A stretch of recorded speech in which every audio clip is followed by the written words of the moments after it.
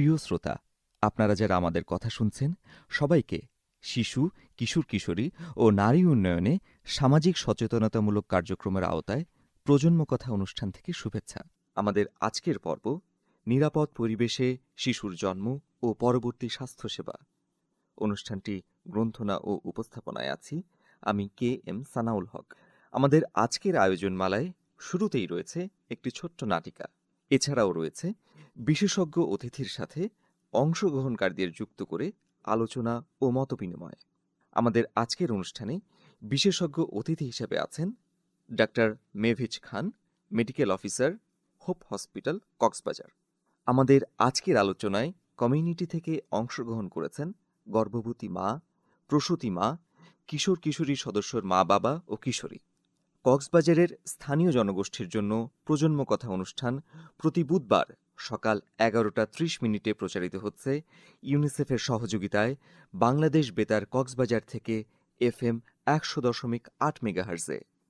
এই অনুষ্ঠান রেডিও সেটে এবং মোবাইল ফোনে শুনতে টিউন করুন FM 100.8 মেগাহার্জ।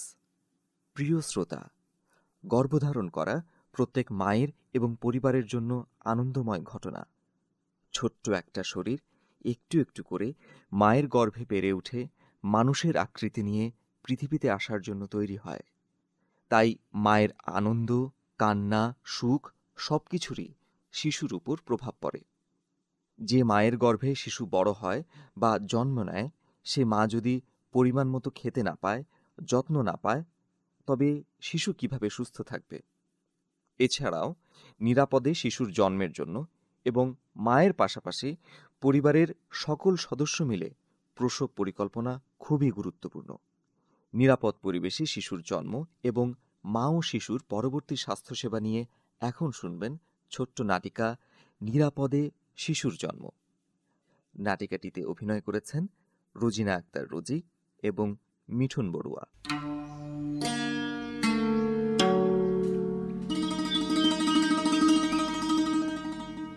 এই, তোমাকে একটা কথা বলতে চেয়েছিলাম। হ্যাঁ, বলো না। আমাদের বেবি আসার সময় তো প্রায় কাছাকাছি চলে এসেছে, তাই না? হ্যাঁ, তাই তো। আমি বলতে চাচ্ছিলাম কি, ডেলিভারি কোথায় হবে তার কোনো কিছু চিন্তা করেছো? ও, ভালো কথা মনে করিয়ে দিয়েছো। আমি আজই গিয়ে সব ব্যবস্থা করে আসব। আচ্ছা, ঠিক আছে। আচ্ছা, তোমার কোনো জটিলতা মনে হচ্ছে কি না? না, তেমন কিছু মনে হচ্ছে না, তবে পাটা একটু ফুলা ফুলা মনে হচ্ছে। মনে হয় পায়ে পানি এসেছে। তাই নাকি? একথাটা আগে বলনি কেন আমাকে? আগে অবশ্য খুব একটা লক্ষ্য করিনি, আজই তো লক্ষ্য করলাম। আচ্ছা, ঠিক আছে। আমি আজ ওদিকে গেলে একেবারে ডাক্তার ম্যাডামের সাথে কথা বলে আসব। আচ্ছা, ঠিক আছে। তুমি কিন্তু বেশিক্ষণ পা ঝুলিয়ে রাখবে না। পারলে কিছুক্ষণ হাঁটাহাঁটি করে বিছানায় শুয়ে বিশ্রাম নেবে। আচ্ছা, তাই করব। আমি অফিসে গেলাম। অফিস থেকে আসার পথে সব কিছু ঠিকঠাক করে আসব। এজন্য বাসায় ফিরতে হয়তো কিছুটা দেরি হতে পারে। নিজের খেয়াল রেখো। আর কোনো সমস্যা মনে হলে অবশ্যই ফোনে জানাবে। প্রয়োজন হলে আমি চলে আসব। আমি অফিসে বলে রেখেছি। শোনো, কি বলো? আমি হাসপাতালে গিয়ে সব কিছু ঠিকঠাক করে এসেছি। ও, তাই নাকি? হ্যাঁ, তা কোথায় ঠিক করলে? প্রথমে ডাক্তার ম্যাডামের চেম্বারে গিয়েছিলাম। তোমার পায়ে পানি আসার বিষয়ে তাকে জানালাম। তিনি কি বললেন? ম্যাডাম বললেন, এ সময় অবশ্য কারো কারো শরীরে পানি আসে, এতে ভয়ের তেমন কিছু নেই। তবে তা যদি অতিরিক্ত মনে হয় তাহলে অবশ্যই তার কাছে নিয়ে যেতে হবে। তোমাকে ঘরের মধ্যে যতটুকু সম্ভব হাঁটাহাঁটি করতে বললেন। আর ডেলিভারির বিষয়ে তিনি কি বললেন? ডাক্তার ম্যাডাম বললেন, তিনি যে হাসপাতালে বসেন ওখানেই ডেলিভারি করালে ভালো হয়। ওখানে নাকি আধুনিক সব ব্যবস্থা আছে। অনেক সময় নাকি নারীদের প্রসবকালীন সময় এবং প্রসব পরবর্তী সময়েও মা ও বাচ্চার জটিল কোনো সমস্যা দেখা দিতে পারে। এই জন্য এই জটিলতা তাৎক্ষণিকভাবে মোকাবেলা করার ব্যবস্থা যে হাসপাতালে থাকে সেখানে ডেলিভারি করালে ভালো হয়। তাতে প্রসবকালীন ঝুঁকি অনেকাংশে কমে যায়। হ্যাঁ, উনি তো ঠিকই বলেছেন। তা তো অবশ্যই। যারা রক্ত দিতে পারে এমন কয়েকজনকে ঠিক করে রাখতে বলেছেন, যেন প্রয়োজনীয় মুহূর্তে সহজেই পাওয়া যায়। তাদের মোবাইল নাম্বারও সংগ্রহ করে রেখে দিয়েছি। আর একটা অ্যাম্বুলেন্সের সাথে কথা বলে তাদের ফোন নম্বরও রেখে দিয়েছি। ভালো করেছো। জানো, আমার কিন্তু ভীষণ ভয় করছে। আরে, ভয়ের কিছু নেই। এ সময় তোমাকে আনন্দে থাকতে হবে। ভয় পেলে কিন্তু নিজেরই ক্ষতি হবে। আচ্ছা, তুমি অফিস থেকে কিছুদিন ছুটি নিতে পারবে না? প্রয়োজনে অবশ্যই ছুটি নিব। আমি অফিসে সেভাবে বলে রেখেছি। এসব নিয়ে তুমি একেবারে ভাববে না।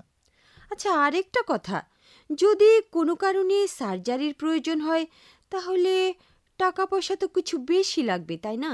তা তো লাগবেই।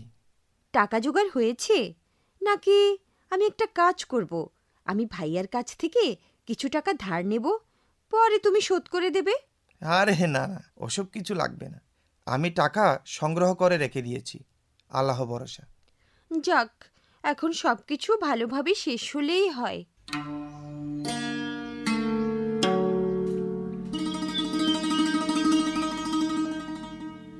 প্রিয় শ্রোতা, এতক্ষণ শুনলেন ছোট্ট নাটিকা নিরাপদে শিশুর জন্ম।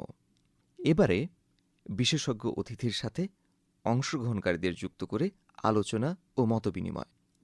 ধন্যবাদ আপনাদের সবাইকে যারা শুনছেন এবং যারা অংশগ্রহণ করছেন এই প্রোগ্রামে।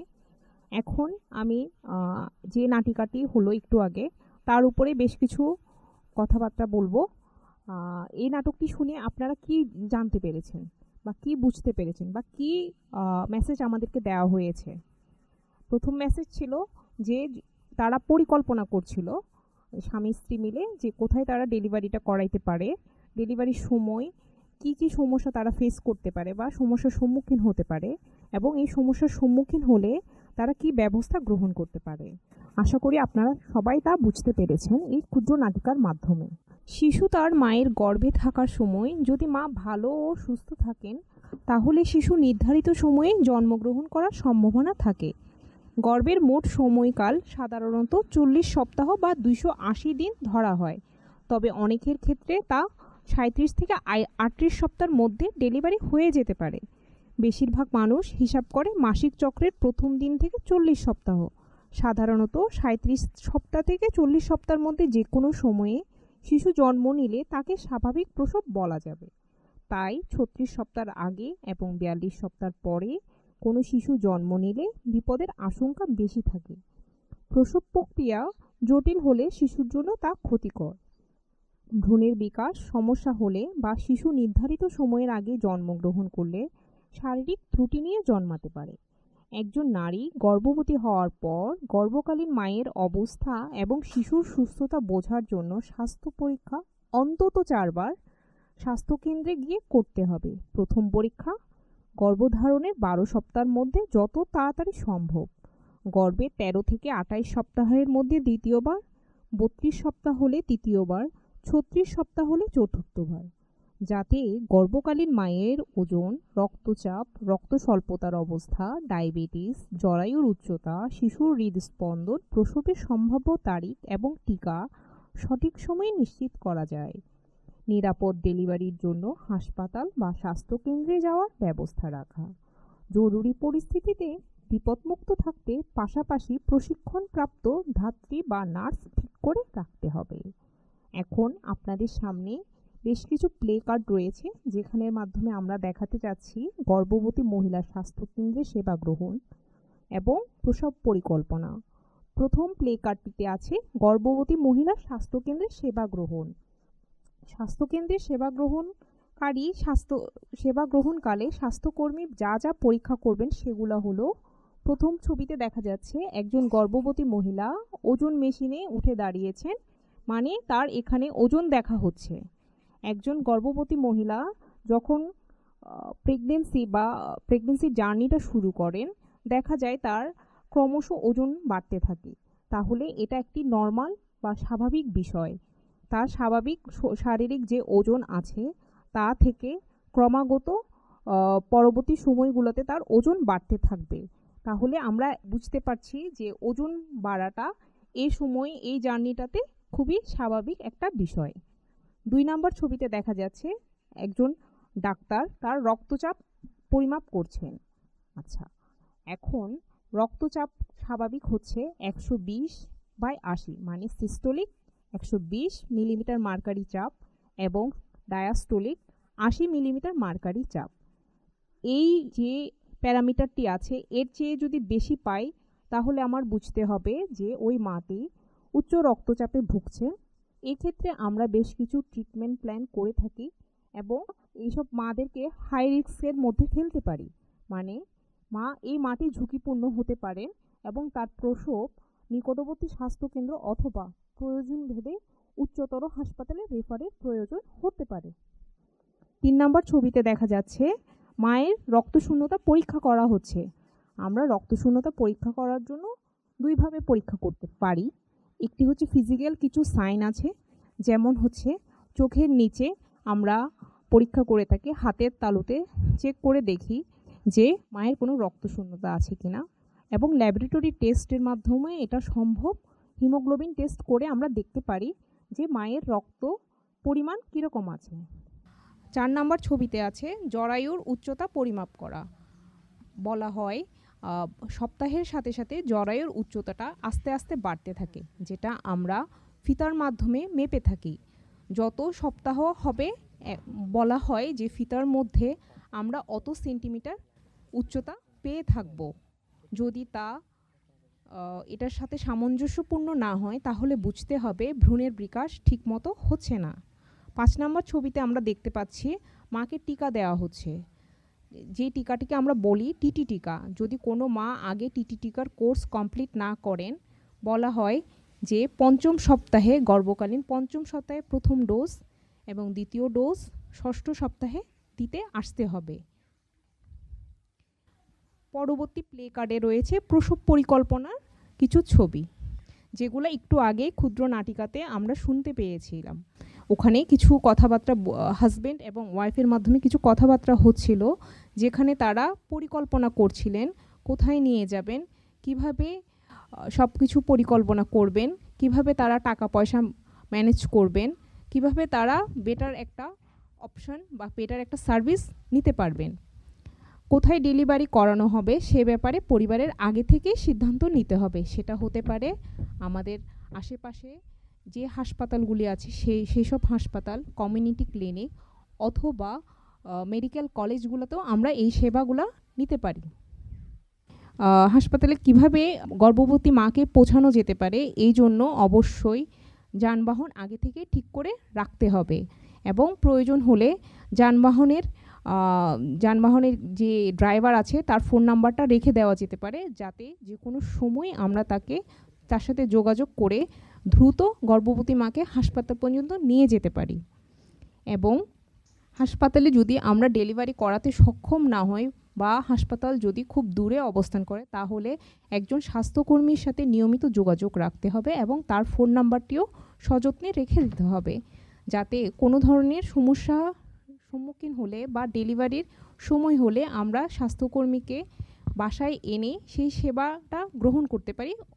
এবং তৃতীয় ছবিতে দেখানো হচ্ছে যে তারা ডেলিভারির জন্য কিছু টাকা পয়সা জমাচ্ছেন এবং এই টাকা পয়সা প্রসবের সময়ে কাজে লাগছে। চতুর্থ ছবিতে দেখানো হয়েছে যানবাহনের ছবিগুলো, যে পদ্ধতিতে খুব দ্রুত সময়ে হাসপাতালে পৌঁছানো যাবে সেটি ব্যবহার করতে হবে। হতে পারে সেটি নৌকা, হতে পারে সেটি ঠেলাগাড়ি, হতে পারে সেটা কোনো একটাই অ্যাম্বুলেন্স। পরের ছবিতে দেখা যাচ্ছে একজন রক্তদাতা গর্ভবতী মাকে রক্ত দিচ্ছেন। তাহলে পূর্বের নাটকে আমরা যেরকম বলেছিলাম যে একজন রক্তদাতা যার সাথে রক্তের গ্রুপ মিল আছে, সেটা যে কেউ হতে পারে, আমাদের আত্মীয় স্বজন, আমাদের পাড়া প্রতিবেশী অথবা আমাদের বন্ধু বান্ধবদের মধ্যে যে কেউ হতে পারে যার সাথে আপনার রক্তের গ্রুপ মিল আছে, মানে গর্ভবতী মহিলার রক্তের গ্রুপ মিল আছে, এমন কাউকে হাসপাতালে সাথে করে নিয়ে যেতে হবে।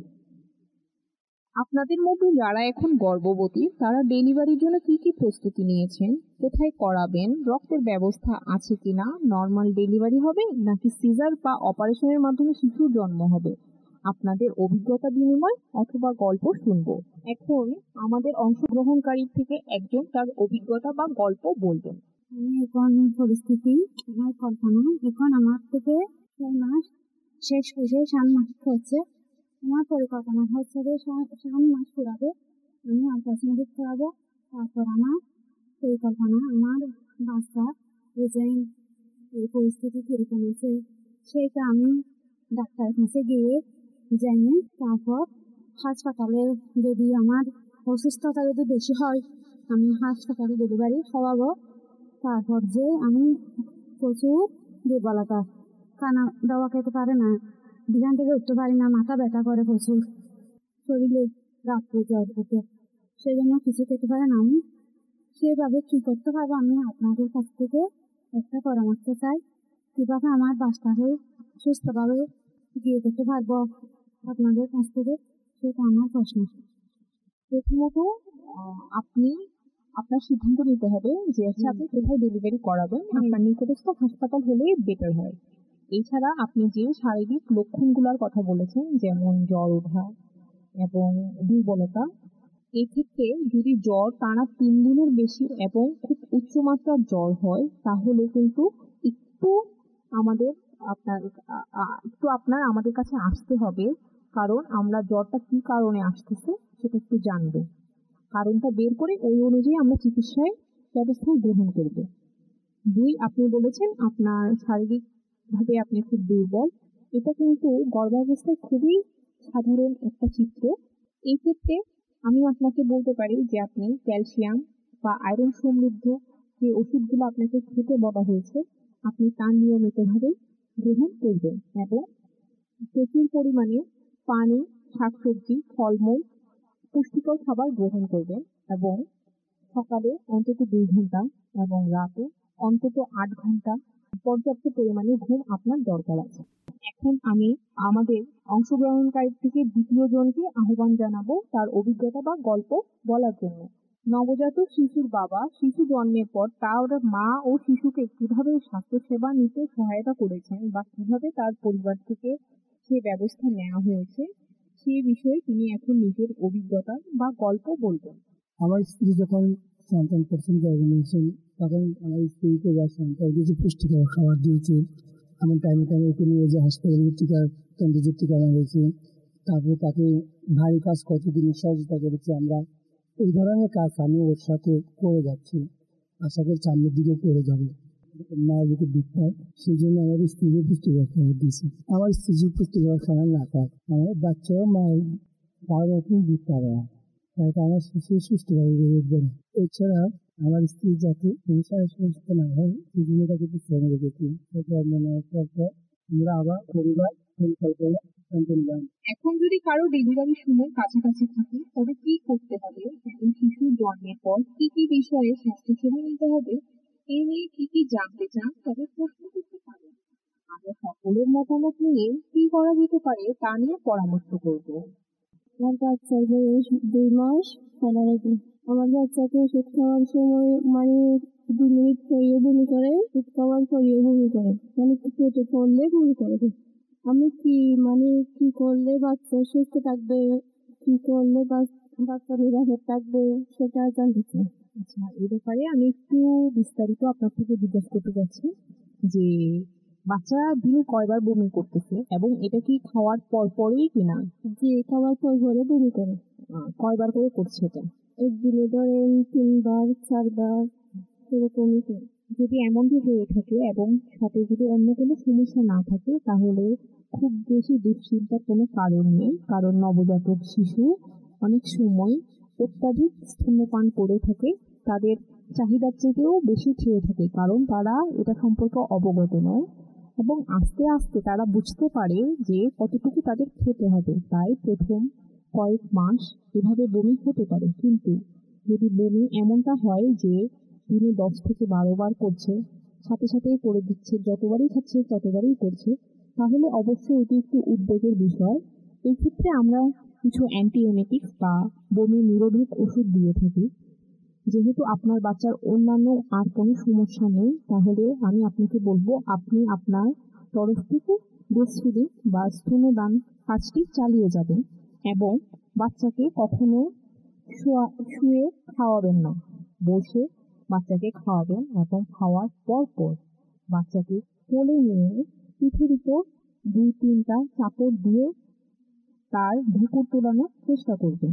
তাতে তার পেটের গ্যাসটি বের হয়ে যাবে এবং বমি করার টেন্ডেন্সিটা কমে আসবে। যদি অতিরিক্ত বমি হয়, এই ক্ষেত্রে আমরা আইভি মানে সিরাপ দিয়ে ওষুধ দিতে পারি, এই ক্ষেত্রে আলাদা বিষয়। কিন্তু যদি বমির পরিমাণ কম হয়, তাহলে আমার মনে হচ্ছে না যে আপনার ওষুধ খাওয়ানোরও কোনো প্রয়োজন আছে। যদি বেশি হয়, তখন আপনি ওষুধটি খাওয়াবেন। আমি 7 মাসের গর্ভবতী, আমার পেটের সাইডে একটু ব্যথা করেছে, এই জন্য আপনার থেকে কিছু জানতে চাই। কিছু প্রশ্ন আমি আপনাকে করব, আশা করছি আপনি প্রশ্নগুলোর উত্তর যদি আমাকে দিতে পারেন, আমার মনে হয় আমার রোগ নির্ধারণ করাটা একটু সহজ হবে। প্রথম কথাটি হচ্ছে যে আপনার পেটের কোন দিকে ব্যথাটা করছে, পেটের উপরিভাগে নাকি পেটের নিচের অংশে? ডান সাইডের মাঝখানে। ডান পাশের মাঝখানে। আপনাকে প্রস্রাবের কোনো সমস্যা আছে? প্রস্রাবে কোনো জ্বালা পোড়া, প্রস্রাব ঘন ঘন হওয়া? ঘন হয়, কয়বার হয় দিনে? দিনে মনে হয় 6-7 বার হয়। 6-7 বার। পানির পরিমাণটা কিরকম? পানি কিরকম খাওয়া হয় আপনার প্রতিদিন? খালি পেটে খেতে পারেন? কতটুকু খান? 6-7 গ্লাস। আপনার কি অল্প পরিমাণে মানে খুব কম মাত্রার জ্বর আসে কি গায়ে? না, আসলে আচ্ছা। কোমরের পিছন দিক কোনো দিন ব্যথা আছে? না, এই সমস্যাটা কি আগে কখনো ফেস করছেন নাকি এই প্রথম? প্রথম আচ্ছা, কতদিন ধরে এই সমস্যাটা? 1 সপ্তাহ ছিল। গর্ভবতী মায়েদের একটু কমন বা একটু খুবই সাধারণ সমস্যা হচ্ছে প্রস্রাবের সমস্যা, যেখানে প্রস্রাবে জ্বালাপোড়া করতে পারে, প্রস্রাব ঘন ঘন হতে পারে, অথবা তলপেটে বা কোমরে ব্যথা হতে পারে। এক্ষেত্রে আমরা কিছু পরীক্ষা করে থাকি, যেটা ইউরিন রুটিন এক্সামিনেশন নামে পরিচিত। এটার মাধ্যমে আমরা প্রস্রাবে যে কোনো ইনফেকশন হয়েছে কিনা বা কোনো ধরনের সংক্রমণ হয়েছে কিনা, অথবা প্রস্রাব দিয়ে কোনো ধরনের রক্ত যাচ্ছে কিনা, এই ধরনের কিছু জিনিস দেখে থাকি। যদি আপনার প্রস্রাবের পরীক্ষায় এই ধরনের কিছু পাওয়া যায়, তাহলে খুব দ্রুত গাইনি বিশেষজ্ঞের কাছে যেতে হবে এবং হয়তোবা উনি অ্যান্টিবায়োটিক রিপোর্ট দেখে হয়তোবা অ্যান্টিবায়োটিক প্রেসক্রাইব করতে পারেন। আমার বাচ্চার বয়স 3 মাস 15 দিন। এখন শীতকালে বাচ্চাকে কিভাবে সুস্থ রাখতে পারি? শিশুদের রোগ প্রতিরোধ ক্ষমতা থাকে কম, আর এই শীতকালে শিশুদের যেসব রোগে আক্রান্ত হতে পারে তা হলো নিউমোনিয়া, ব্রঙ্কিয়াল অ্যাজমা, ইনফ্লুয়েঞ্জার মতো রোগে। এছাড়া সাথেও রয়েছে সাধারণ সর্দি কাশি। শীতকালে বাতাসে ধুলাবালির মাত্রা বেড়ে যায়, এজন্য মাস্ক ব্যবহার করা যেতে পারে। ঘর পরিষ্কার রাখতে হবে, সবসময় হাতে ও পায়ে মোজা পরিধান করতে হবে। একটু কুসুম গরম পানি প্রতিদিন খাওয়ানো যেতে পারে বাচ্চাদেরকে। সাথে ভিটামিন সি যুক্ত খাবার খাওয়ানো যেতে পারে।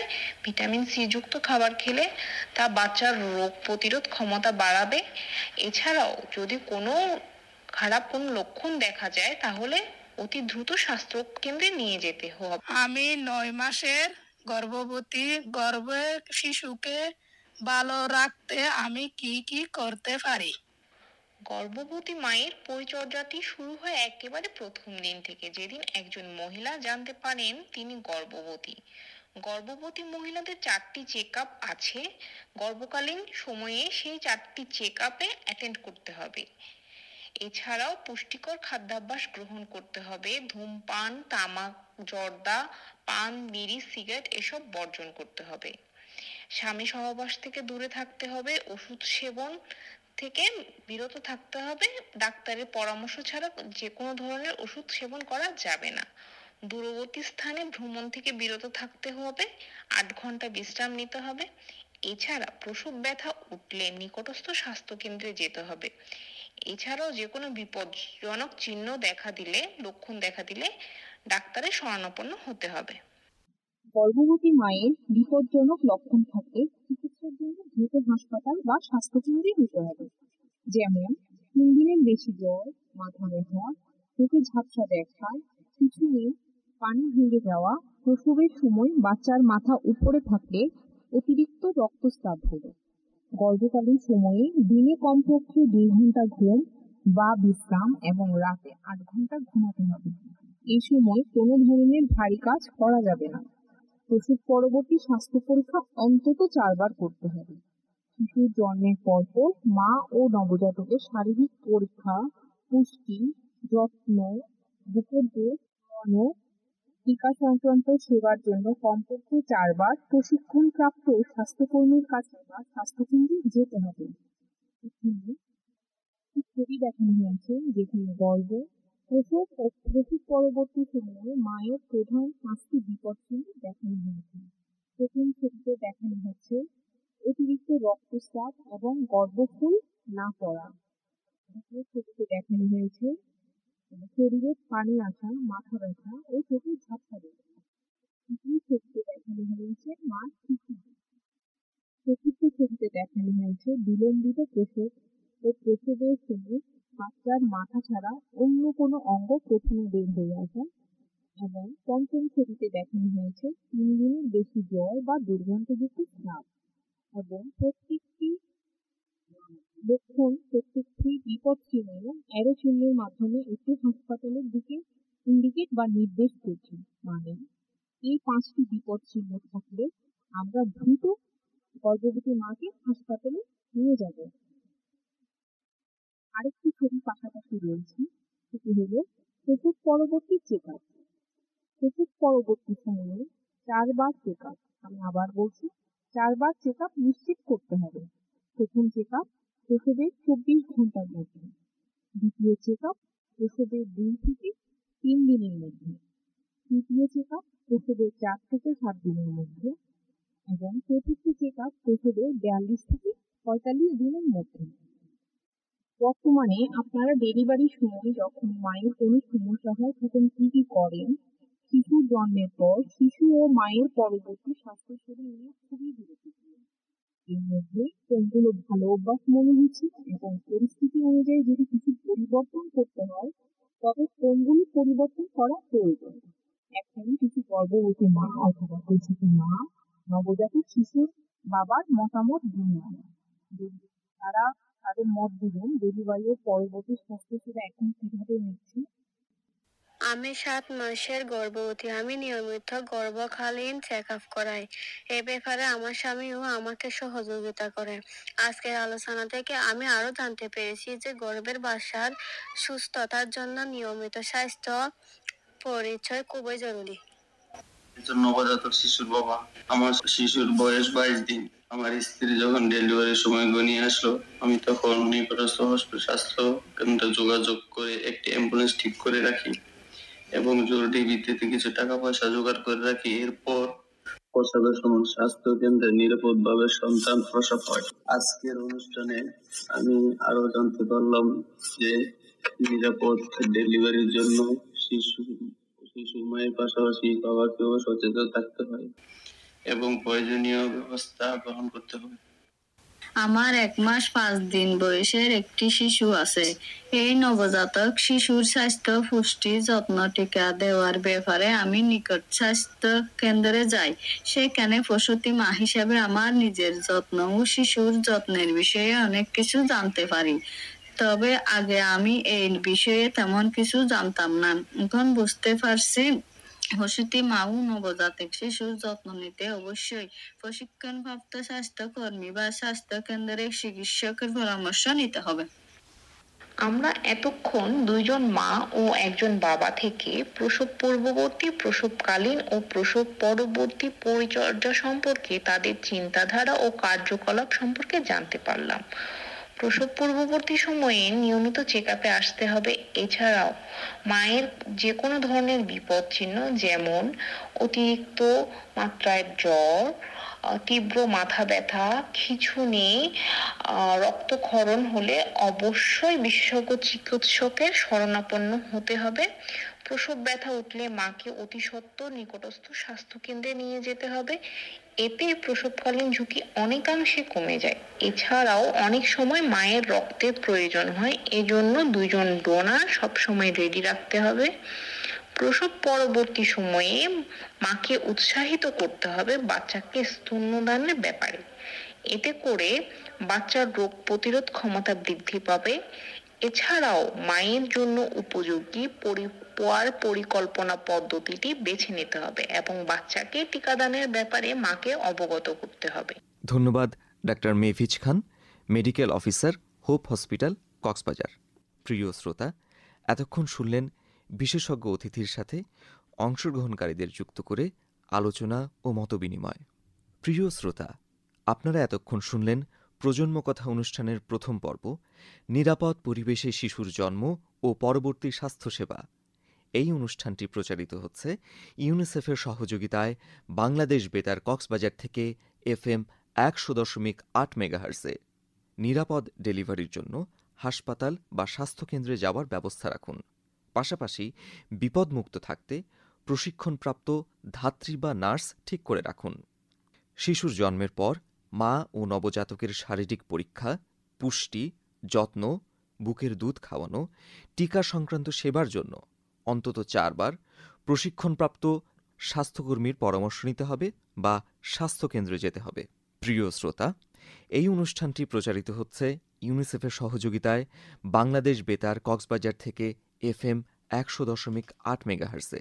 বাংলাদেশ বেতার কক্সবাজার কেন্দ্র ফেসবুক পেজে অনুষ্ঠান সম্পর্কে সুনির্দিষ্ট মতামত জানাতে পারেন। কিশোর কিশোরী শ্রোতা ক্লাবের সদস্যরাও সরাসরি অনুষ্ঠান সম্পর্কে মতামত জানাতে পারবেন। প্রিয় শ্রোতা, আজকের মতো এখানেই বিদায় নিচ্ছি। যারা অনুষ্ঠানটি শুনেছেন, যুক্ত ছিলেন, তাদের প্রত্যেককে জানাই আন্তরিক ধন্যবাদ।